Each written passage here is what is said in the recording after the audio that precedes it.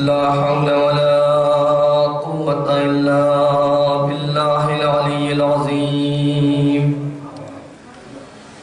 أعوذ بالله من الشيطان الرجيم. بسم الله الرحمن الرحيم. الحمد لله الذي لا يبلغ مدحته القائلون ولا يحصي نعماءه العادون ولا يؤدي حقه المجتهدون. الذي لا يدركه بعد الهمم ولا يناله غوص الفتن.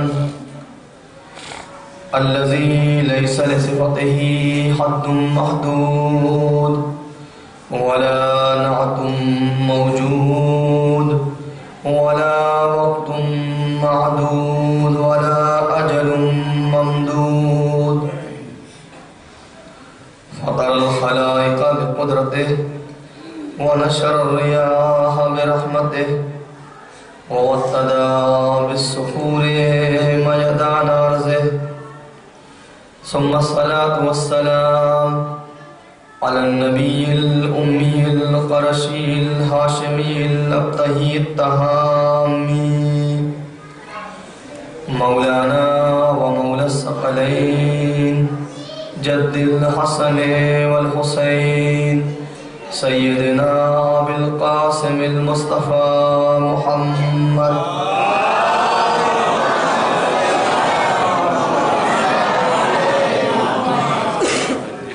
وآله الطيبين الطاهرين المعصومين ولعنة الله على أعدائهم وغاصبي حقوقهم أجمعين. أما بعد، فقد قال الله تبارك وتعالى في القرآن الكريم: أعوذ بالله من الشيطان الرجيم. بسم الله الرحمن الرحيم. اليوم أكملت لكم دينكم وأتممت عليكم نعمتي ورضيت لكم الإسلام دينا.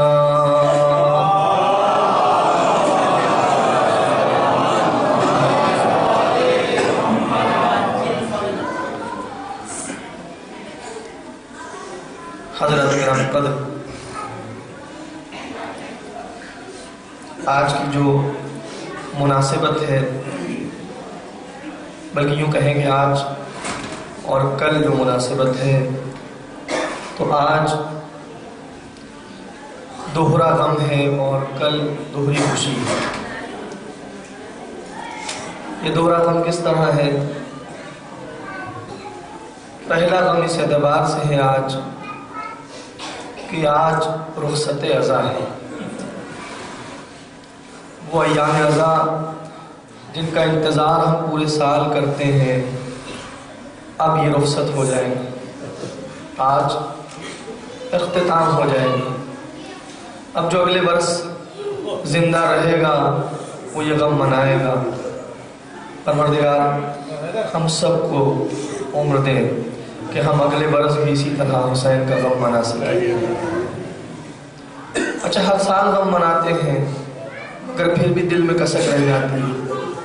جو حق تھا وہ ادا نہ ہوا، جو حق کے گریہ تھا وہ ادا نہ ہوا، جو حق کے ماتم تھا وہ ادا نہ ہوا. غم ہی ایسا ہے، یہ غم ہی ایسا ہے. یہ ایک ایسی حرارت ہے کہ نبی نے فرما دیا ہے کہ مومنین کے دلوں میں یہ ایسی حرارت ہے جو قیامت تک ٹھنڈی ہونے والی نہیں ہے. قتل امام حسین کی وجہ سے مومنوں کے دل میں ایک حرارت پیدا ہوئی ہے جو قیامت تک ٹھنڈی نہیں ہوگی. لہذا یہ وہی حرارت ہے، یہ وہی چنگاری ہے جو ہر سال روشن ہوتی ہے، اور اس کے بعد آپ غم منانے کے بعد بھی یہ محسوس کرتے ہیں کہ ابھی بہت کچھ رہ گیا. تو رخصت عزا ہے ایک طرف سے. دوسری طرف سے یہ جملہ جو کہوں اس پر آپ غور کریں کائنات کا والی، ہمارا اور آپ کا سرپرست، ہم سب کا مولا، جس کی عنایتوں کے طفیل، جس کے وجود کے مرہون منت ہم سانسیں لے رہے ہیں، آج اس کی یتیمی کا دن ہے۔ اس کی یتیمی کا دن ہے۔ آج کائنات کا والی و وارث یتیم ہوا ہے، تو یہ دوسرا غم ہے۔ محسوس کیا آپ نے کہ کتنا عظیم دن ہو گیا؟ رخصت ازا ایک طرف سے اور دوسری طرف سے کائنات کا والی و وارث یتیم ہوا ہے۔ آج اسے پرسہ دینے کے لیے آپ جمع ہوئے ہیں۔ عرض کروں نا مصائب کی منزل میں آپ کی خدمت میں، کل دوہری خوشی ہے۔ ایک طرف سے عید زہرا کی خوشی ہوگی اور دوسری طرف سے تاج پوشی ہے امامت امام زمانہ کی خوشی ہوگی انشاءاللہ۔ عزیزوں، 2 مہینے 8 دن آپ نے ماتم کیا، 2 مہینے 8 دن گریہ کیا، عزاداری کی۔ شہزادی قبول کریں آپ سے، پروردگار اس کا بہترین اجر دے۔ آپ کوئی اجر نہیں دے سکتا اس کا سوائے پروردگار عالم کے۔ لیکن ایک بات ہے، کل سے امتحان کا دن ہے۔ کل سے ایک امتحان ہے ہمارا۔ 2 مہینے 8 دن ہم نے درس پڑھا ہے، کربلا کا درس سیکھا ہے ہم نے۔ کل سے امتحان شروع ہوگا اور پھر یہ امتحان اگلے محرم تک جاری رہے گا، کیونکہ کل سے اب دیکھا جائے گا کہ یہ جو 2 مہینے 8 دن تم نے عزاداری امام حسین کی، یہ جو گریہ و زاری کی، اس کا اثر کیا ہوا، اس کا نتیجہ کیا ہوا، کیا فرق آیا تمہارے اندر، کیا تبدیلی تمہارے اندر رونما ہوئی، کیا چینج آیا تمہاری زندگی میں۔ کل سے دیکھا جائے گا، کل ہی سے پتہ چلنا شروع ہو جائے گا۔ تو اس لیے ایک جملہ کہوں آپ کی خدمت میں، مانا کہ عزاخانوں میں وہ رونق نہ رہے گی، کیونکہ ہم یہ مانتے ہیں کہ عزاخانوں کا جو مہمان ہے وہ رخصت ہو جائے گا، مگر عزیزوں عزاخانوں سے اگر وہ مہمان جائے تو جائے، دل سے اسے نہ جانے دیجیے، دل سے اسے نہ جانے دیجیے گا، اس مہمان کو دل میں رکھیے گا، کیونکہ اگر وہ مہمان دل میں تابسال رہا تو وہ بچائے رہے گا، ورنہ پھر وہی دنیا، وہی گناہ، وہی تمام ظلمتیں، وہی تمام تاریکیاں، وہی تمام پستیاں، وہی تمام ذلتیں پھر ہمیں ہمارے دامنگیر ہو جائیں گی اور بچ نہ سکیں گی۔ یہ آنکھیں جو پاک ہو گئی ہیں اشک ازا سے، اب یہ نگاہ حرام میں آلودہ نہ ہونے پائے۔ یہ ہاتھ جو پاک ہو گئے ہیں ماتم سے، اب یہ دوبارہ کسی گناہ سے آلودہ نہ ہونے پائے۔ یہ سینہ جو اس وقت پاک ہو گیا ہے ماتم سے، اب اس سینے میں کسی مومن کے لیے بغض نہ آنے پائے، کسی مومن کے لیے کسی طرح کا کینہ نہ پیدا ہونے پائے، بلکہ یہ پورا وجود، پورا کا پورا وجود جو پاک ہو گیا ہے ان 2 مہینے 8 دن میں، اس عزاداری کے صدقے میں، گریہ امام حسین کے طفیل میں، اب اسے بچانا ہماری ذمہ داری ہے۔ اور اگر اسے نہیں بچا سکے تو پھر بات عزاداری کی طرف نہیں جائے گی، بات عزادار کی طرف جائے گی۔ عزاداری میں صلاحیت ہے، پھر یہی کہا جائے گا کہ عزادار میں صلاحیت نہیں تھی، کیا اس کے اندر کوئی کمی تھی؟ یہ 2 مہینے 8 دن اس نے ماتم بھی کیا، گریہ و زاری بھی کی، عزاداری بھی کی، لیکن اس کے بعد بھی کوئی فرق نہ آیا۔ اور پھر عزیزوں، میں کیا عرض کروں آپ کی خدمت میں، جس کریم مولا کی ہم نے عزاداری کی ہے، جس سے ہم والہانہ محبت کرتے ہیں، جسے دل و جان سے چاہتے ہیں، جس کے لیے اپنا سب کچھ قربان کرنے کو تیار ہیں، ہمیشہ رہتے ہیں اور ہونا بھی چاہیے، وہ تو ایسا کریم ہے کہ وہ ان پر بھی عنایت کرتا ہے جو اسے نہ مانتے ہوں، جو اسے نہ چاہتے ہوں، ان پر بھی عنایت کرتا ہے۔ جوان ہے، خانہ کعبہ کے قریب پہنچا، بہرحال ابلیس ہمیشہ انسان کی فراق میں رہتا ہے، ایک نامحرم پہ نگاہ پڑ گئی، نامحرم پہ نگاہ پڑی، ایک مرتبہ نگاہ تو شریعت نے معاف کی، دوبارہ پھر نگاہ، اور پھر یہ نگاہیں 4 ہوئیں، اور اس طرح سے شہوت تحریک ہوئی کہ اس نے جا کے اس نامحرم کا ہاتھ پکڑ لیا. ہاتھ کا پکڑنا عذاب الہی. دونوں کے ہاتھ ایک دوسرے سے چپک گئے. اب دونوں ایک دوسرے سے چھڑانا چاہتے تو نہیں چھوڑتے. ماجرا پہنچا والی مکہ تک, حاکم مکہ تک. حاکم مکہ کے سامنے پیش کیا گیا. کہا گیا یہ جوان تھے, انہوں نے ایسی ایسی گستاخی کی ہے اور ان کے ساتھ یہ ہوا ہے, کیا حکم ہے, کیا کیا جائے؟ حکم دیا گیا دونوں کے ہاتھ کاٹ دیے جائیں. اللہ, دونوں کے ہاتھ کاٹ دیے جائیں. دونوں گڑگڑانے لگے, رونے لگے, منت و سماجت کرنے لگے, ہاتھ نہ کاٹے, بے حد گڑگڑائے. آخر میں حاکم کا دل پسیج گیا. اس نے کہا اچھا تو پھر ایسا ہے کہ اب دیکھیے یہ سب جانتے ہیں حلال مشکلات کہاں ہیں, مشکلیں کون حل کر سکتا ہے, وہ بھی ایسی مشکلیں. کہا اچھا یہ پتہ لگاؤ کہ کیا بنی ہاشم میں کوئی اس سال حج پہ آیا ہے؟ اللہ اکبر, بنی ہاشم میں کوئی آیا ہے اس وقت مکے؟ معلوم کیا گیا, معلوم ہوا ہاں اس سال تو ایک کریم آقا ہے. کون؟ حسین ابن علی.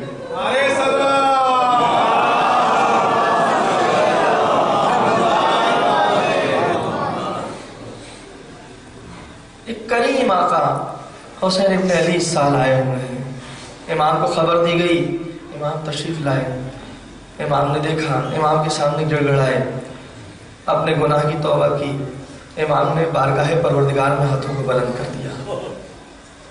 نہیں معلوم کیا دعا کی, بولے کہ شاید پروردگار سے کہو پروردگار تو نے مجھے مصباح ہدایت بنایا ہے نا, تو نے سفینہ نجات مجھے بنایا ہے نا, کشتی نجات بنایا ہے. اس وقت یہ میری پناہ لے رہے ہیں, اس وقت یہ میرا وسیلہ بنا رہے ہیں. میرے اللہ, میری آبرو کی قسم, جو میری آبرو تیری بارگاہ میں ہے.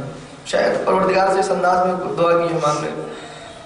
بس یہ امام کی دعا ختم نہ ہوئی تھی کہ ہاتھ ایک دوسرے سے الگ ہو گئے, قدموں پہ گر گئے. مولا بڑا احسان کیا ہے, ضرور اس احسان کا بدلہ جب موقع آئے گا تو چکائیں گے. دل نہیں چاہتا مولا سے یہاں ہاتھوں کو جوڑ کے کہ میرے مولا یہ آپ کے عزادار ہیں, یہ آپ کے ماتمدار ہیں, 2 مہینے 8 دن آپ کا ماتم کیا ہے انہوں نے, آپ کی اثر منائی ہے مولا. میرے آقا جب وہ کہ جو آپ کے چاہنے والے نہیں تھے ان کے لیے آپ نے ہاتھوں کا بلند کر دیا بارگاہ خالق میں, ان کے لیے بھی ہاتھوں کا بلند کر دے بارگاہ خالق. پروردگار ہمارے لیے بھی ہاتھوں کو بلند, اے مولا ہمارے لیے بھی بارگاہ پروردگار میں اپنے ہاتھوں کو بلند کر کے صرف ایک دعا کر دیجئے کہ پروردگار ہمیں گناہوں سے بچا لے, پروردگار اس کے بعد ہمیں اپنی نافرمانی سے بچا لے, پروردگار ہماری گردن کو آتش جہنم سے آزاد کر دے. اور اگر اس طرح کہیں گے مولا سے تو یقین کریں کہ مولا رد نہیں کریں گے.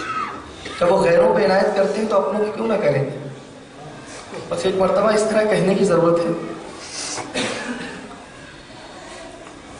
اللہ کبھی کبھی ایسا ہوتا ہے, دیکھیے مسئلہ اتصال کا ہے, مسئلہ وصل ہونے کا ہے, کنیکٹ ہونے کا ہے. یہ سارا اہتمام اس لیے ہوتا ہے کہ ہم وصل ہو جائیں, ادھر سے ہمارا رشتہ جڑ جائے. یہ رشتہ جڑ جائے تو بہت کام کرتا ہے. ایک ایران کے عالم دین اور بہت اچھے خطیب ہیں سید حسین حجت الاسلام سید حسین مومنی, وہ ایک واقعہ بیان کرتے ہیں اور بتاتے ہیں کہ اصفہان میں تخت فولاد میں اس شخص کی قبر ہے جس کا واقعہ ہے. اور وہ کہتے ہیں کہ میں جب بھی اصفہان جاتا ہوں مقید ہوں کہ اس کی قبر پہ جاتا ہوں اور وہ واقعاً ایک ولی خدا ہے اور میں کچھ نہ کچھ اس سے لے کے آتا ہوں. ان کا یہ کہنا ہے, نام انہوں نے کسی وجہ سے نہیں بیان کیا. کہتے جوان تھا اور بہت شوخ طب تھا, بہت ہنسی مذاق کرنے والا, تفریح کرنے والا جوان تھا. کچھ ہوتے ہیں جوان جو بہت تفریح کرتے ہیں, ہنسی مذاق کرتے ہیں, اور ان کا اپنا گروپ ہوتا ہے. کہ ایک دن اپنے گروہ میں گیا تو ایک تفریح ہو رہی تھی اور ایسے ہی مذاق ہو رہا تھا, تو ایک جوان نے اس میں سے, اس کے دوست نے, ساتھی نے ایک تصویر نکالی اور تصویر نکال کے سب کو دکھانے لگا. کہا دیکھو یہ تصویر ہے, یہ فوٹو ہے, تم لوگ یہ بتاؤ کہ تم لوگ اس سے وصل ہونا چاہتے ہو, اس سے رابطہ کرنا چاہتے ہو یا علی سے. اللہ. اور فوٹو کس کی تھی؟ فوٹو کسی سنگر کی تھی. استغفر اللہ. किसी सिंगर की फोटो थी, वो ज़ाहिर है शायद कोई सिंफ नाजुक से ही ताल्लुक़ रखने वाली होगी, उसकी फोटो थी और उसको सबको दिखाया। तो पहले ने देखा, कहा कि अली से तो वक्त मर्ग मुलाकात हो जाएगी। अल्लाह अकबर, कितनी जसारत कि उनसे तो मुलाकात हो जाएगी, इससे हमें वसूल होना है। दूसरे ने भी यही जवाब दिया, तीसरे ने यही जवाब दिया। जब नौबत इस तक आई, इसने फोटो को लिया, जमीन पे फेंक दिया। तुम लोग कैसी बातें करते हो, ये और अली, अस्तग़फिरुल्लाह। और अब इसने देखा कि ये मौका बड़ा सख्त मौका है। गर्चे एक बहुत आम इंसान था, आम जवान था, लेकिन इसने सोचा कि ये कितना बड़ा मामला है। एक तरफ अली हो और एक तरफ ये मामूली फोटो और मामूली तस्वीर, और वो भी कैसी, जो गुनाहगार की तस्वीर। मुझसे कहा जाए इससे राबता रखना चाहते हो, इससे वस्ल होना चाहते हो, या अली से वस्ल होना चाहते हो? फौरन महफिल को तर्क कर दिया, फौरन जलसे को तर्क किया, और तर्क करने के बाद सीधे गया हरम अमीरुल मोमिनीन, सीधे हरम अमीरुल मोमिनीन। जाने के बाद एक गोशे में बैठ गया। वैसे कोई खास जवान नहीं था कि बहुत इबादत गुजार, बहुत ज्यादा परहेजगार रहा हो, आम गुनाहगार इंसान था। जाके मौला के रोजे में ऐवान तला के सामने बैठ गया। बैठा तो सर को टेक दी और जरा सा अश्क आंखों से रवा हुआ। दिल में कहा, ए अली, उसे छोड़ के आपसे वस्ल होने आया। मेरे सारे साथी उससे वस्ल होना चाहते थे, मैं आपसे वस्ल होना चाहता हूँ, आपसे राबिता रखना चाहता हूँ, आपसे अपना रिश्ता जोड़ना चाहता हूँ।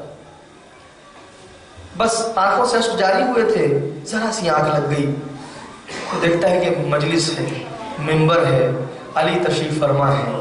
एक तरफ एक शख्सियत, दूसरी तरफ एक शख्सियत। वो दोनों शख्सियतें डेढ़ के उसको देख के उसकी तरफ आगे बढ़ी, और बढ़ने के बाद कहा, तुमको अली ने तलब किया है, अली ने तलब किया है। आप कौन हैं? एक ने कहा, मैं गुलाम अली कंबर हूँ। दूसरे ने कहा, मैं अली का सिपहसालार मालिक अश्तर। अब आप देखिए, जरा सा मामला, जरा सा जिंदगी में कुछ ऐसे हालात पेश आते हैं ना कभी कभी हमारे साथ, जहां पे हमें तय करना होता है कि हमें किस तरफ जाना है। करबला अभी भी है, ये ना समझिए करबला खत्म हो गई है। अभी भी हमारे सामने भी करबला सजती है। हमारे सामने भी दो ऐसे मंजर रखे जाते हैं कभी कभी कि हमें तय करना होता है कि हमें किस तरफ जाना है। हमें हुसैनी बनना है या यजीदी बनना है, नौजुबिल्लाह। हमें इमाम हुसैन के साथियों जैसा किरदार अदा करना है या नहीं, नौजुबिल्लाह, दुश्मनों जैसा। होता है कभी, और वहीं पर फैसला कुन घड़ी होती है, फैसला कुन मौका होता है। हमें तय करना होता है हमें क्या करना है। छोटी छोटी जिंदगी की मिसालें बहुत आ जाती हैं जिंदगी में, जहां पे हमें फैसला करना होता है हमें किधर जाना है, और वो फैसले तय करते हैं कि हम किस तरफ गए। वो हमारा फैसला तय करता है। और फिर अगर हमने सही फैसला ले लिया सही वक्त पे, तो आप देखिए लम्हों की बात है, मगर अब कौन इस्तकबाल के लिए आ रहा है? गुलाम अली कंबर और जनाबे मौला कायनात के सिपहसालार मालिक अश्तर। चलो, तुम्हें अली ने तलब किया है। कहता है कि मैं खुशी खुशी आगे बढ़ा और जाके चाहता था मौला के कदमों पर सर रख दूं, कि मैंने अपने सर को झुकाया तो मौला ने दस्ते शफकत को फेरा। अल्लाह अकबर, दस्ते शफकत फेर दिया मौला ने, और बस दस्ते शफकत को फेरा था कि आंख खुल गई। आंख खुली तो वहां से लौट के फिर आया। लौट के आके देखा तो मैंने देखा अभी भी वो जलसा था, अभी भी वो नशिस्त बाकी थी। मेरे दोस्त अभी भी हंसी मजाक कर रहे थे। मैंने कहा, अभी अभी तुमने बात की थी ना कि तुम्हें किससे वस्ल होना है। मैंने फैसला किया था कि मुझे अली से वस्ल होना है, मैं अली से वस्ल हो गया। और जवान का ये बयान है कि ये सारा माजरा जो हुआ है, इसके बाद मौलाए कायनात से रिश्ता जुड़ने तक में कुल 8 मिनट लगे। कुल 8 मिनट, ज्यादा नहीं, 8 मिनट। देखिए, लम्हों का फैसला होता है, लम्हों की बात होती है। क्या फैसला करना है ये हमारे इख्तियार में। हमें किसके साथ जाना है, किससे हमें वस्ल होना है, किससे हमें कनेक्ट होना है। 2 महीने 8 दिन वस्ल हो गए आप, अब ये रिश्ता टूटने ना पाए। मैंने कहा ना, इस मेहमान को दिल से ना जाने दीजिएगा। अगर दिल से मेहमान चला गया तो फिर कोई नहीं बचा पाएगा, कोई नहीं बचा पाएगा। क्योंकि इब्लीस बहुत मलूम है, बहुत खबीस है, उसके पास बहुत अरबे हैं, फिर कोई नहीं बचा पाएगा। कभी भी जब मौका आ जाए ना, ہوتا ہے زندگی میں ایسا، جوانوں سے عرض کر رہا ہوں، ہوتا ہے زندگی میں ایسا، ایک ایسا موقع آ گیا جہاں پہ گناہ ہمارے سامنے ہے۔ کبھی تجربہ کیجئے، جب گناہ کا موقع آئے تو ایک جملہ اپنی زبان سے اس وقت جاری کیجئے گا، امام حسین کی قبر کی طرف رخ کر کے، السلام علیکم یا ابا عبداللہ، السلام علیکم یا ابا عبداللہ، صرف اتنا کہہ کے دیکھیے گا، دیکھیے دل ٹھہرتا ہے کہ نہیں، دل مضبوط ہوتا ہے کہ نہیں، ایک بار کہہ کے دیکھیے گا، مضبوط ہو جائے گا۔ وہ اٹھتی ہوئی نگاہ جھک نہ جائے تو کہیے، وہ بڑھتے ہوئے ہاتھ رک نہ جائے تو کہیے، وہ بڑھتے ہوئے قدم ٹھہر نہ جائے تو کہیے۔ ایک بار تجربہ کر کے دیکھ لیجیے، امام حسین سے معاملہ کر کے دیکھ لیجیے۔ دنیا والوں سے تو بہت معاملے کیے ہیں ہم نے، بہت سودے کیے ہیں دنیا والوں سے، سب میں ہم نے دھوکہ کھایا ہے، ہوا یا نہیں ہوا ہے؟ ان سے معاملہ کیا، ان سے معاملہ کیا، ان کے اوپر بھروسہ کیا، ان پر بھروسہ کیا، لیکن وقت آنے میں سب نے ساتھ چھوڑ دیا ہے۔ کیوں نہ ایسے سے معاملہ کریں جو ہمیشہ ساتھ دے، جو ہمیشہ ساتھ رہے، جو ہر لمحے میں ہماری مدد کرنے کے لیے تیار ہو، اس سے معاملہ کر کے دیکھیں، اس سے سودا کریں، اور جو سودا کرتے ہیں وہ کامیاب ہو جاتے ہیں، لیکن ہمیں طے کرنا ہے۔ تو عزیزان گرامی، وہ ابلیس جس نے حضرت آدم کی خلقت کے بعد سے لے کے مسلسل جہل بچھایا اور مسلسل اس کوشش میں رہا کہ جو اہل ایمان ہیں ان کو کسی نہ کسی منزل پہ آ کے ایمان سے موڑ دیا جائے، ان کا رخ موڑ دیا جائے، کہیں نہ کہیں وہ بہک جائیں، کہیں نہ کہیں وہ بھٹک جائیں۔ اگر انہوں نے مثال کے طور پہ حضرت آدم سے لے کر کے اس کے بعد کے انبیاء کا اقرار کر لیا ہے تو جناب نوح کے زمانے میں انہیں بہکا دیا جائے، جناب نوح کے زمانے میں اگر انہوں نے اقرار کر لیا تو جناب موسیٰ کے زمانے میں بہکا دیا جائے، اور اسی طرح یہ سلسلہ چلتا رہا ہے۔ اگر انہوں نے موسیٰ کی نبوت کو قبول کر لیا ہے تو عیسیٰ کی نبوت نہ قبول کرنے دیں، اگر عیسیٰ کی نبوت کو مان لیا ہے تو ختمی مرتبت کی نبوت کو قبول نہ کرنے دیں ان کو، کیونکہ یہ سلسلہ تو سب ایک ہی ہے نا۔ ان میں سے کسی ایک سے ہم نے روکا اور کسی ایک سے ہم نے توڑا تو گویا ایسا ہے کہ سب سے توڑا، سب سے رابطہ ٹوٹ گیا۔ ایک کا انکار سب کا انکار ہو جائے گا، کسی ایک کا انکار کروا دیں گے تو اپنے آپ ساری اس کی محنت رائگاں ہو جائے گی، ساری محنت ضائع ہو جائے گی، سب ختم ہو جائے گا، چونکہ ایک کا انکار گویا کل کا انکار ہوگا۔ تو آخری نبی سے روک دیا، پھر آخری نبی کے بعد اس کے حقیقی وسیع سے روک دیا، پھر اس کے بعد اسی نے اسی طریقے سے ہمیشہ گھات لگا کے بیٹھا رہا۔ آپ دیکھیں کیا ایسا نہیں تھا کہ جس نے جو ہے وہ آخری نبی کا کلمہ پڑھ لیا وہ یہ مطمئن ہو گیا کہ اب مجھے کوئی نہیں بہکا سکتا، اب شیطان جو ہے وہ مجھ سے مایوس ہو گیا، اب ابلیس مجھ سے مایوس ہو گیا؟ نہیں، مایوس نہیں ہوا۔ اس کے بعد پھر اس نے بہکا دیا بعد وفات رسول، اور اس کے بعد اگر کسی نے صحیح جانشین کی طرف رخ کر بھی لیا تو کیا وہ مطمئن ہو جائے کہ اب میں نہیں بہکوں گا، اب مجھے کوئی نہیں بہکا سکتا، اب تو میں پہنچ گیا صحیح منزل پہ؟ نہیں، کچھ آئے 6 تک آئے، اس کے بعد پھر اس نے راستے کو موڑ دیا، ہے کہ نہیں ایسا؟ 6 تک آئے ہمارے ساتھ لیکن اس کے بعد راستے کو موڑ دیا۔ کچھ 8 تک آئے اور 8 سے راستے کو موڑ دیا اس نے، واقفیہ فرقوں کی ایک پوری تاریخ ہے، ابھی وہ مجھے اس میں نہیں جانا ہے تفصیل میں، آپ صرف محسوس کریں کہ کہاں کہاں پہ کس طریقے سے آ کے ابلیس بہکاتا ہے۔ اور پھر عزیزوں 11 تک لوگ آ گئے، 11 تک لوگ پہنچ گئے تو کیا اب ابلیس مایوس ہو جائے گا کہ نہیں؟ اب تو انہوں نے 11 اماموں تک کا اقرار کر لیا، 1,24,000 انبیاء کی نبوتوں کو مان لیا، انہوں نے رسالت کو مان لیا اور 11 اماموں کی امامت کو تسلیم کر لیا۔ اب ان کو بہکانے کا کیا فائدہ؟ اب ان سے مجھے دستبردار ہو جانا چاہیے؟ نہیں، اب بھی دستبردار نہیں ہوا۔ چنانچہ 11ویں کے بعد، جن کی آج تاریخ شہادت ہے، اس کے بعد تاریخ یہ کہتی ہے کہ ایک گروہ جس میں آپس میں گفتگو ہوئی 11ویں کی شہادت کے بعد، اور گفتگو اور اختلاف ہوا اس بارے میں کہ آیا 11ویں کا کوئی جانشین ہے کہ نہیں، 11ویں کا کوئی جانشین ہے کہ نہیں۔ یہ کون لوگ تھے جن میں اختلاف ہو رہا ہے؟ یہ وہ نہیں تھے جو غیر ہیں، یہ وہ تھے جو 11 تک کو تسلیم کر چکے، 11 تک کی امامت کو مان چکے ہیں۔ اور اس کے بعد پھر انہوں نے امام کی غیبت صغریٰ کا آغاز ہو چکا ہے، امام کی طرف انہوں نے خط بھیجا اور پھر ناحیہ مقدسہ سے توقیع صادر ہوئی۔ توقیع آپ سمجھ سکتے ہیں، توقیع کہ جب امام غیبت صغریٰ میں تھے تو اپنے جو نواب خاص تھے ان کے ذریعے سے جب کچھ بھیجتے تھے اپنے شیعوں کی طرف اسے توقیع کہتے تھے۔ توقیع ناحیہ مقدسہ سے صادر ہوئی۔ اب عزیزوں اس توقیع کے چند جملے میں آپ کی خدمت میں عرض کروں گا چونکہ وقت نہیں ہے بہت زیادہ۔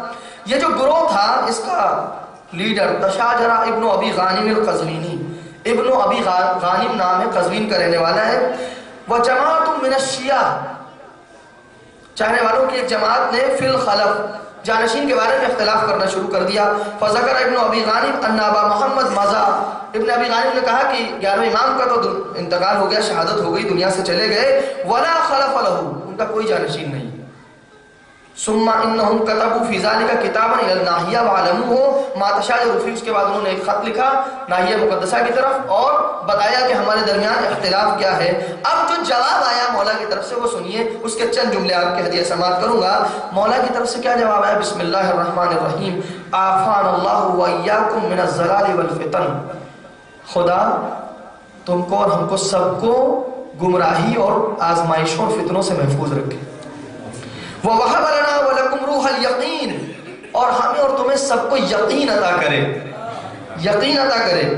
وَأَجَارَنَا وَإِيَّاكُمْ مِنْ سُوءِ الْمُنْقَلَبِ، اور ہم سب کو پروردگار عالم برے انجام سے محفوظ رکھے، برے انجام سے محفوظ رکھے۔ یہ ہمارے لیے بھی ہے، ہمیں بھی یہ دعا کرنی چاہیے پروردگار ہمیں برے انجام سے محفوظ رکھے۔ انہو انہی الینا ارتیاب جماعت منکم فی الدین، مجھے اطلاع ملی ہے کہ تم میں سے ایک گروہ جو ہے وہ دین کے بارے میں شک میں پڑ گیا ہے۔ وما دخلہم من الشک والحیرۃ فی ولاۃ امرکم، اور اس کے بعد تمہارے دلوں میں ایک شک اور حیرانی اور سرگردانی آ گئی ہے ولی امر کے سلسلے میں۔ فغمنا ذالک لکم لا لنا، تو یاد رکھنا کہ ہم تمہارے لیے غم زدہ ہیں، تمہارے لیے فکر مند ہیں، اپنے لیے نہیں ہیں۔ وَسَعَنَا فِيكُمْ لَا فِينَا، اور ہمیں تمہارے سلسلے میں فکر ہے، ہم تمہارے سلسلے میں پریشان ہیں، ہمیں اپنے لیے کوئی پریشانی نہیں۔ کیوں؟ مولا کا جملہ سنیں، اس لیے کہ یہ وہ ہیں جو خدا کے بنائے ہوئے ہیں، اور خدا کے بنائے ہوئے کو لوگوں کی ضرورت نہیں ہوتی ہے، بھیڑ کی ضرورت نہیں ہوتی ہے کہ بھیڑ آئے تو وہ سمجھے جائیں کہ یہ اللہ کے بنائے ہوئے ہیں، اللہ کی طرف سے ان کو منصب ملا ہے، انہیں کسی بھیڑ کی ضرورت نہیں۔ مولا فرماتے ہیں لِأَنَّ اللَّهَ مَعَنَا، تم آؤ ہمارے ساتھ یا نہ آؤ، خدا ہمارے ساتھ۔ وَلَا حَاجَةَ بِنَا إِلَىٰ غَيْرِهِ، اور ہمیں اللہ کے علاوہ کسی کی ضرورت نہیں۔ والحق کو مانا، اور یہ بھی بتا دیں کہ حق ہمارے ساتھ ہے۔ فلم یوحشنا من قعد عنا، اگر کوئی ہم سے دوری اختیار کرے گا، ہماری امامت کو نہیں مانے گا، تو اس سے ہم خوفزدہ ہونے والے نہیں ہیں۔ یہ دنیا والے ہوتے ہیں، دنیا پرست لوگ ہوتے ہیں، دنیا کے منصبدار ہوتے ہیں، جنہیں اس بات کی فکر ہوتی ہے کہ لوگ ہماری بیعت کریں، لوگ ہمارے ہاتھوں پہ ہاتھ رکھیں، لوگ ہمیں ووٹ دیں تو ہم کچھ بنیں، نہ آؤ تو بھی ہمیں کوئی فکر نہیں ہے۔ لیکن کیونکہ ہم تمہارے لیے فکر مند ہیں، کیوں؟ ہم تمہارے امام ہیں۔ امام محبت کرتا ہے، امام کے دل میں ماں سے کہیں زیادہ محبت ہوتی ہے ان لوگوں کے لیے جو اس کے چاہنے والے ہیں۔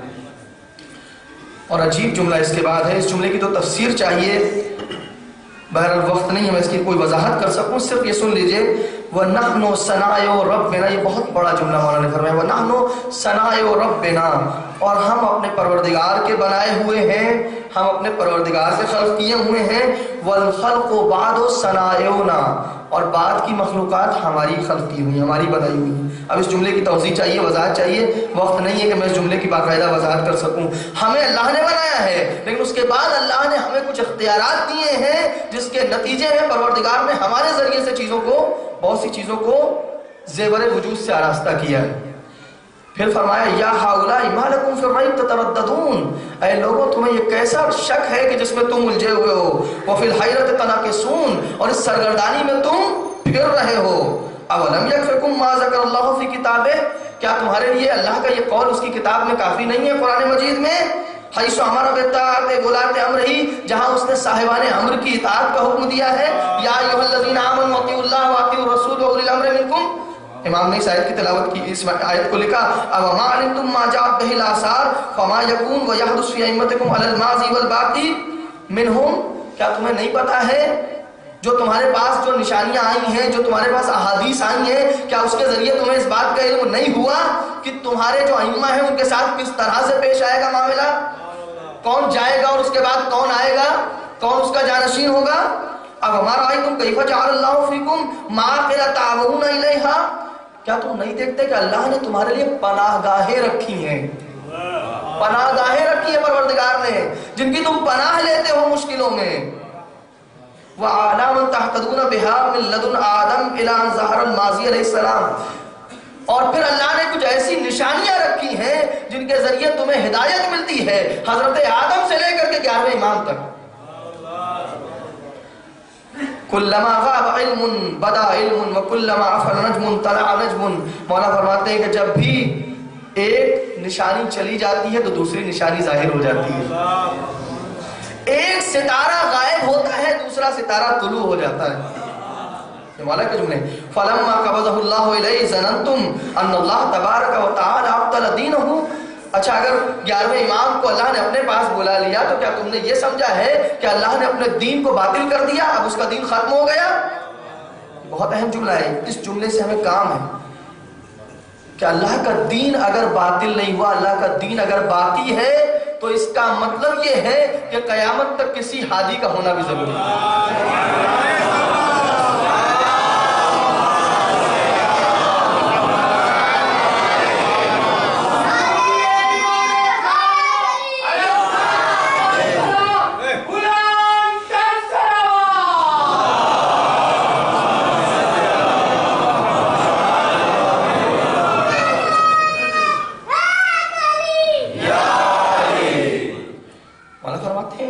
کیا تم نے یہ گمان کیا ہے ظننتم ان اللہ تبارک و تعالی ابطل دینہ، اس نے اپنے دین کو باطل کر دیا ہے، وقطع السبب بینہ و بین خلقہ، اور اس کا اور اس کی مخلوقات کا جو رابطہ ہے وہ ختم ہو گیا ہے۔ اس جملے کے اندر بھی بہت وضاحت چاہیے۔ یہ جو امام نے فرمایا کہ اللہ اور اس کی مخلوقات کا جو رابطہ ہے یہ ختم نہیں ہو گیا ہے، یہ رابطہ باقی ہے، ہم جسے حجت خدا کہتے ہیں نا، حجت خدا کا مطلب یہی ہوتا ہے جو اللہ اور اس کی مخلوقات کے درمیان رابطے کو باقی رکھ سکے۔ اسی لیے کہا جاتا ہے کہ اگر بظاہر وہ نہ ہو ہماری نظروں کے سامنے تب بھی اس کی ضرورت اس لیے ہے کہ اگر وہ ایک لمحے کے لیے ہٹ جائے تو یہ رابطہ ختم ہو جائے، اور جب یہ رابطہ ختم ہو جائے گا تو پھر وہی بات آ جائے گی جو کہی گئی ہے روایتوں میں، جس کو شیعہ اور اہل سنت سب نے لکھا ہے متفقہ طور پہ کہ اگر کوئی حجت خدا نہ ہوتی لولا الحجہ لساقط الارض باہلھا، اگر حجت نہ ہوتی تو زمین اپنے اہل کے ساتھ نیست و نابود ہو گئی ہوتی۔ اس کا مطلب یہ ہے کہ یہ رابطہ، ہم دعائے رتبہ میں ایک جملہ کہتے ہیں، کبھی آپ نے غور کیا، این السبب المتصل بین الارض والسماء، کہاں ہے وہ جو آسمان و زمین کے رابطے کو برقرار رکھنے والا ہے، کہاں ہے وہ ہستی؟ یہ دعائے رتبہ میں جو ہم پڑھتے ہیں یہ وہی حجت خدا کی طرف اشارہ ہے، حجت ہونے کی طرف اشارہ کرتے ہیں۔ تو مولا فرماتے ہیں وقطع السبب بینہ و بین خلقہ، کلا ہرگز نہیں، ما کان ذلک ولا یکون حتی تقوم الساعہ، یہ ہو ہی نہیں سکتا، نہ ہوا ہے اور نہ قیامت تک ایسا ہونے والا ہے۔ وَيَظْهَرُ أَمْرُ اللَّهِ وَهُمْ كَارِهُونَ، اور یاد رکھنا کہ اللہ کا جو ارادہ ہے اور اللہ کا جو حکم ہے وہ ظاہر ہوگا، گرچہ یہ کافروں و مشرکوں کو ناگوار گزرے، انہیں اچھا لگے یا نہ لگے۔ یہ نور الہی کو بجھانا چاہتے ہیں اپنی پھونکوں سے یہ چراغ بجھایا نہ جائے گا۔ یہ وہ نور ہے جسے پروردگار نے روشن کیا ہے۔ فقط نصحت لکم، اور بھی باتیں نہیں میں نے چھوڑ دیا، مولا آخر میں فرماتے ہیں فقط نصحت لکم، دیکھو میں نے تمہیں نصیحت کر دی، واللہ شاہد علی وعلیکم، اللہ مجھ پر بھی گواہ ہے تم پر بھی گواہ ہے۔ اور اس کے بعد ایک بہت عظیم جملہ مولا نے فرمایا جس کے لیے میں نے اس روایت کی زحمت دی ہے، فرماتے ہیں وفی ابنت رسول اللہ لی اسوۃ حسنہ، اور دیکھو دختر رسول میرے لیے بہترین نمونہ عمل، دختر رسول میرے لیے بہترین نمونہ عمل اور آئیڈیل ہے۔ اچھا یہاں پہ یہ جملہ کہنے کا کیا مطلب ہے کہ دختر رسول میرے لیے بہترین نمونہ عمل؟ یہاں پر اس موقع پر مجھے نہیں پتا، شاید وجہ یہ ہو کہ جس طرح بعد وفات رسول جب امت سرگرداں ہوئی تو دختر رسول نے ایک دروازے پر جا کر کے حق کو عیاں کیا، حق کو واضح کیا، ویسے ہی میں اپنی مادر گرامی کی سیرت پہ عمل کر کے تمہارے لیے حق کو واضح کیے دیتا ہوں. اب اس کے بعد تمہارے اوپر ہے کہ تم حق کو مانو یا نہ مانو، حق کا ساتھ دو یا حق کا ساتھ نہ دو، یہ تمہارے اوپر ہے. تو میں اپنی ماں کی سیرت پہ، اپنی مادر گرامی کی سیرت پہ عمل کر رہا ہوں. اور پھر مولا اس کے بعد آخر میں دعائیں کرتے ہیں. مولا فرماتے ہیں عافانا اللہ وإیاکم من المحالک والاسواء، پروردگار ہمیں ہم سب کو ہلاکتوں سے، برائیوں سے، گناہوں سے محفوظ رکھے. والآفات والآحات کلھا برحمتہ فإنہ ولی ذلک والقادر علی ما یشاء وَكَانَ لَنَا وَلَكُمْ وَلَنَا وَلِيًّا وَحَافِظًا، وہ ہمارا بھی ولی اور سرپرست ہے اور تمہارا بھی ولی اور سرپرست اور محافظ ہے. وَالسَّلَامُ عَلَىٰ جَمِيعِ الْأَوْصِيَاء، یہاں پہ آخر میں مولا نے آپ سب کو بھی گویا سلام بھیجا ہے. وَالسَّلَامُ عَلَىٰ جَمِيعِ الْأَوْصِيَاء، سلام ہو تمام اوصیاء پہ، والاولیاء تمام اولیاء پر، والمؤمنین اور تمام مومنین پر. اب جب تمام مومنین مولا نے کہہ دیا تو اس میں آپ بھی شامل ہو گئے، کیونکہ تمام مومنین پہ مولا وہاں سے سلام بھیج رہے ہیں. واقعاً آپ سلام کے مستحق ہیں کہ اس زمانے میں لوگ شک و حیرت کا شکار ہو گئے. آپ 1200 سال تقریباً گزرنے کے بعد آج بھی ان کی امامت پر باقی ہے. خدا کا لاکھ شکر، اس کا لاکھ کر. بس عزیزو میں نے آپ کی نعمت کو ختم کیا. ایک بات صرف کہہ دوں، دیکھیں یاد رکھیے اپنے جوانوں کے لیے، یہ ابلیس ملعون کبھی بھی جو ہے وہ نا امید نہیں ہوتا ہے. جب اس نے آخری امام کی امامت سے بہکایا ہے تو اب ایک بات یاد رکھیے گا کہ اس کے بعد بھی بہکائے گا. یہ نہ سمجھیے گا کہ وہ رک جائے گا. اب اس کے بعد کہاں بہکائے گا؟ اب وہ بہکا رہا ہے آخری امام کے نائبوں کی نیابت سے. اب وہ یہ بہکا رہا ہے کہ ان کے جو نائبین عام ہیں ان کی نیابت نہ مانو، باقی سب مانو، یہ نیابت نہ مانو. اب پھر وہ راستے کو موڑنا چاہتا ہے، جبکہ وہ جاتے وقت پردے غیب میں، غیبت کبریٰ میں جاتے وقت ہمارا ہاتھ ان کے ہاتھ میں دے کے گئے. اب یہ ہماری بدبختی ہوگی کہ ہم اپنا ہاتھ چھڑا کے کہیں اور چلے جائیں. اور اگر میں نے کل عرض کیا، اگر ہاتھ چھڑا کے کہیں اور جائیں گے تو وہ دشمن ہاتھ لگا کے بیٹھا ہوا ہے، پھر وہ کیسی کیسی گمراہیوں میں مبتلا کرے گا ہم سوچ نہیں سکتے. بس عزیزو، امام کو پرسہ دینا. آپ نے دیکھا ہے دستور ہے جب کسی کے گھر کوئی گزر جاتا ہے، جب کسی کے گھر کسی کا انتقال ہو جاتا ہے تو لوگ جو صاحب عزا ہوتا ہے، جو اصلی صاحب عزا ہوتا ہے، اس کے پاس جاتے ہیں، اسے سینے سے لگاتے ہیں، اسے تعزیت دیتے ہیں، تسلیت دیتے ہیں.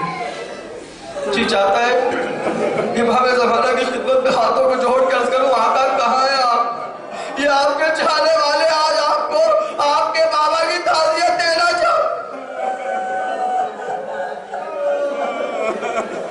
بابا کہاں؟ آقا کہاں آئے؟ سامرہ آئے. آپ سامرہ تو نہیں پہنچ سکتے، لیکن آقا یہ جو فرش یہاں بچھا ہے یہیں سے ان آنسوؤں کا نذرانہ پیش کر رہے ہیں. میں نے کل آپ سے وعدہ کیا تھا کہ آج میں تھوڑا تفصیل سے مسائل پڑھوں گا امام حسن عسکری کی، چونکہ امام زمانہ کا قلب بہت داغدار ہے عزیزو. 1200 سال سے وہ امام پردے غیب میں مختلف داغ اٹھا رہا ہے. کبھی کوئی داغ اٹھاتا ہے، کبھی کوئی داغ اٹھاتا ہے. کبھی اس کی نگاہوں کے سامنے اس کے جد کے روزے کو مسمار کیا جاتا ہے، کبھی اس کی نگاہوں کے سامنے جنت البقیع ویران ہو جاتا ہے، کبھی اس کی نگاہوں کے سامنے اس کے بابا کے روزے کے گنبد کو گرایا جاتا ہے، مگر خاموش ہے مصلحت پروردگار کی وجہ سے. کتنا داغدار دل ہے. ایک جملہ کہوں یہاں پہ، جس کا دل دشمنوں نے اتنا داغدار کیا ہے، چاہنے والوں کو کیا چاہیے؟ چاہنے والے تو ایسا نہ کرے نا کہ چاہنے والے بھی اور تکلیف دیں. جب نام اعمال اس کی خدمت میں پہنچے تو وہ چاہنے والوں کے اعمال کی وجہ سے بھی آنسو بہا.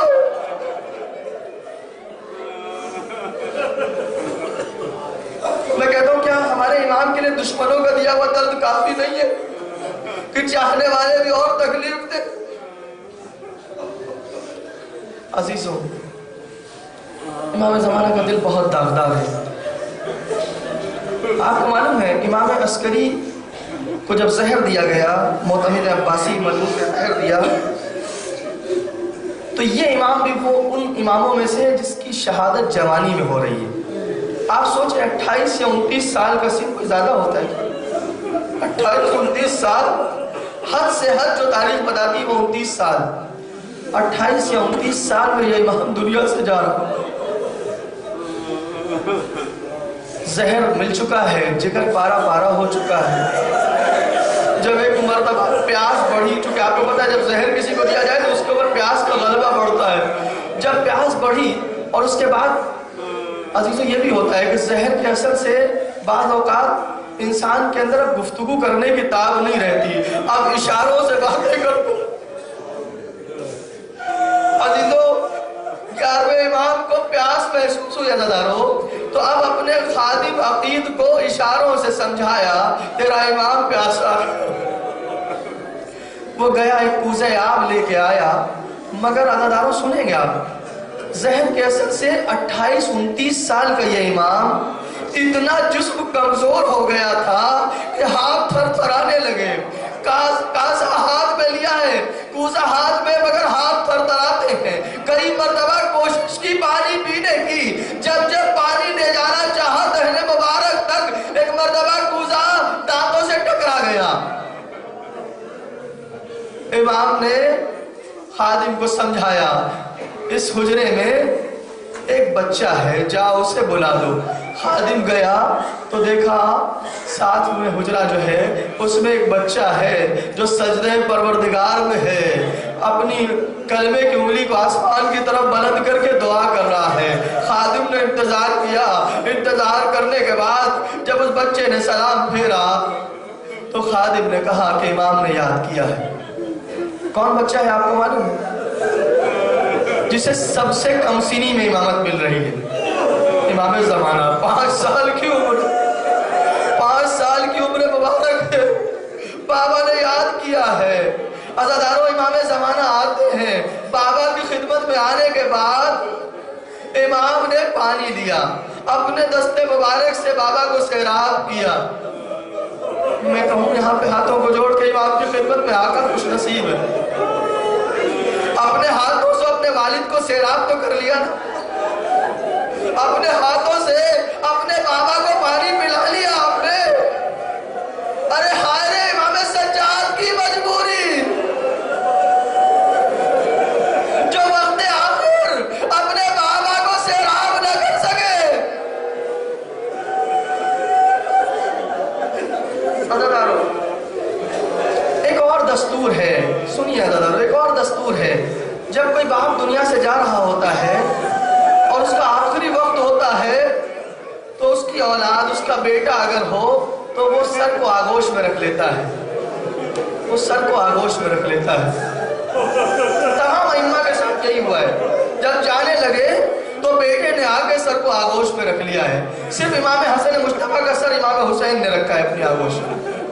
11ویں امام بھی جب دنیا سے رخصت ہونے لگے اور کہا یا سیدہ اہل بیتے، یا سیدہ اہل بیتے اسقنی الماء، مجھے ذرا پانی پلا دو، انی ذاہب الی ربی، میں اپنے پروردگار کی طرف سفر کرنے والا ہوں۔ اب امام سمجھ گئے میرا بابا دنیا سے رخصت ہونے والا ہے۔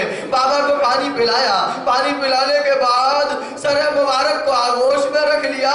کتنا سکون ملا ہوگا، کم سے کم دنیا سے جا رہے ہیں مگر سر بیٹے کی آغوش میں تو ہے، مگر عزیزو نہیں، اتنا سکون بھی نہیں ملا جتنا آپ سمجھتے ہیں۔ اس لیے کہ اس کے بعد امام نے کہا اے مہدی، اب اس کے بعد تمہیں صحرا اور بیابانوں کی پناہ لینی ہوگی،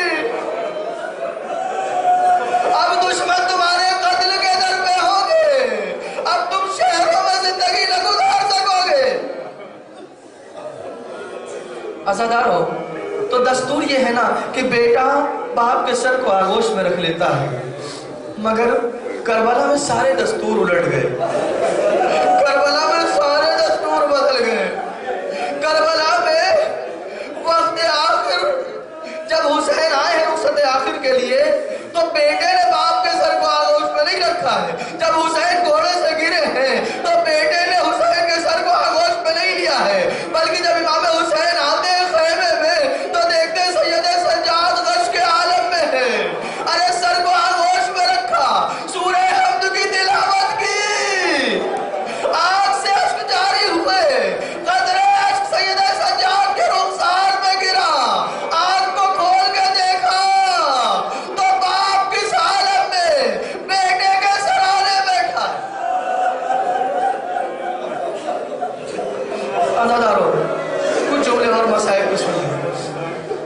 عزادارو ایک جملہ کہوں، صرف یہ نہیں ہے کہ امام حسین نے ایک بیٹے کا سر آغوش میں رکھا ہے، نہیں بیٹوں کا سر آغوش میں رکھا ہے، بیٹا نہیں بیٹوں کا، اس لیے کہ معاملہ صرف چوتھے امام تک نہیں ہے، اس سے پہلے علی اکبر کا سر بھی تو آغوش میں رکھ چکے ہیں، نہیں اس سے قبل، اس سے بڑی مصیبت عزادارو علی اصغر کا جنازہ ہاتھوں میں اٹھا چکے ہیں حسین، وہ بچہ جو باپ کے ہاتھوں میں پلٹ گیا ہے اسے حسین اپنے ہاتھوں میں اٹھا چکے. تو عزادارو دستور بدلے ہوئے، عزادارو معلوم ہے دستور تو ایسا بدل گیا کہ ہمیشہ بیٹے رکھتے ہیں باپ کے سر کو آغوش میں، کربلا میں بیٹی نے باپ کے سر کو آغوش میں رکھا. کربلا کی داستان یہ کہتی بیٹی نے باپ کے سر کو آغوش میں رکھا ہے، مگر کب رکھا ہے وہ سر آغوش میں؟ وہ سر اس وقت آغوش میں رکھا کہ جب سر تن سے جدا ہو چکا تھا. سکینہ اپنے آغوش میں بابا کا سر رکھ کے بیان کرتی تھی، اے میرے بابا من الذی قطع وریدن، بابا ارے کس نے آپ کی شہرہ کا گردن کو کاٹ دیا؟ من الذی ایتمنی علی صغر سنی، بابا ارے کس نے مجھے کمزری میں یتیم کر دیا؟ من الذی غضبک بدمائک، ارے بابا کس نے آپ کے محاسن کو آپ کے خون سے خضاب کر دیا؟ اللہ رحمت اللہ علیہ صلی اللہ علیہ الذین ظلموا وإلہم انا للہ و انا الیہ